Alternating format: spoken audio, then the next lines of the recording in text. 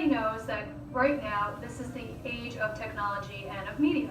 Everyone has an iPad, gone are the days of the Game Boy.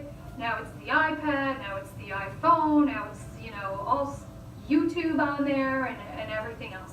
Now it's just the days of you're going to a restaurant and you've got to whip out the iPad for the child. What kind of impact does that have on a child's development? Well, good morning, my name is Shana Ayala, and today I will be discussing how technology is changing society and young children. My research question is, to what extent has the growth in virtual games in the United States over the past 10 years impacted children in elementary schools' choice of recreation? As you can see by this diagram, the negative impact of new technology towards young children starts with how our children are threatened by brain damage, how it disturbs growth, learning process, and overall well-being, and how they can be victims of sexual abuse from their closest people. Technology is being incorporated in schools present day in the United States.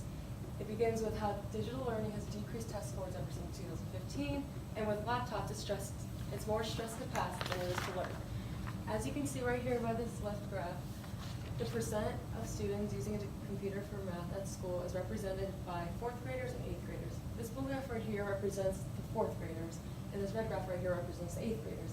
As you can see, the graph has a higher percentage for the 4th graders than the 8th graders, and this is because in education systems, they're developing it more heavily on younger students so that they can be more prepared for middle school and high school so that they're more comfortable with computer use to prepare for college. Over the past 10 years, there has been a significant growth in social media and video games. As you can see to this graph to my left, this represents the percentage of the U.S. population who currently use any social media from 2008 to 2019. Starting from 2008 to 2010, there was a large increase in the population.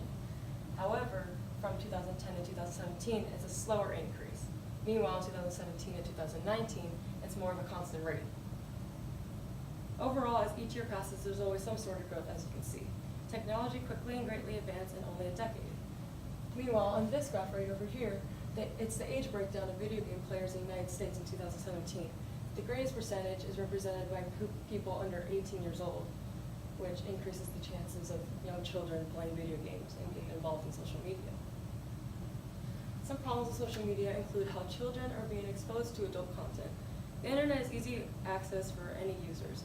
It's filled with many different sorts of content, and may potentially be harmful for younger kids.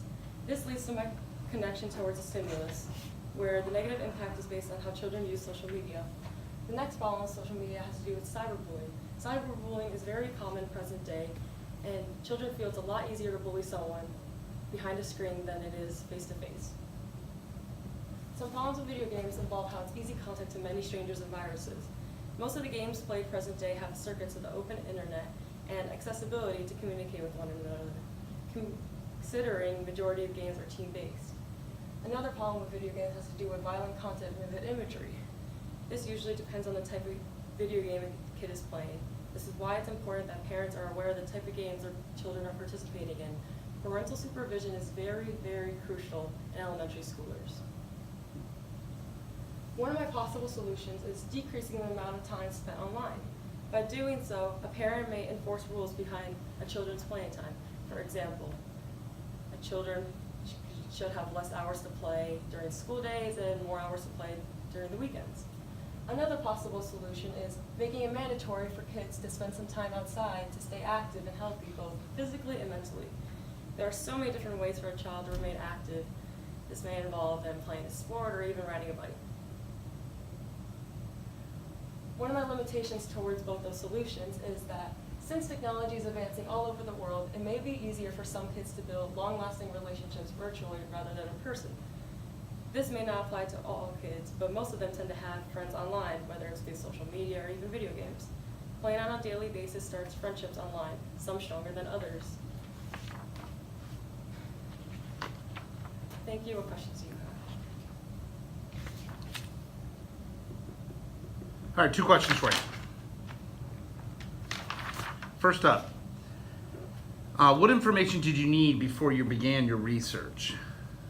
Some information I needed before I began my research was specifically information regarding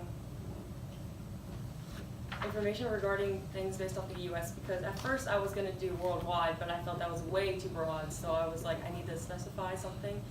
So I decided to focus on the United States and also along with elementary schoolers, because if I did teenagers, I feel like that would have been a wider range as well. Okay.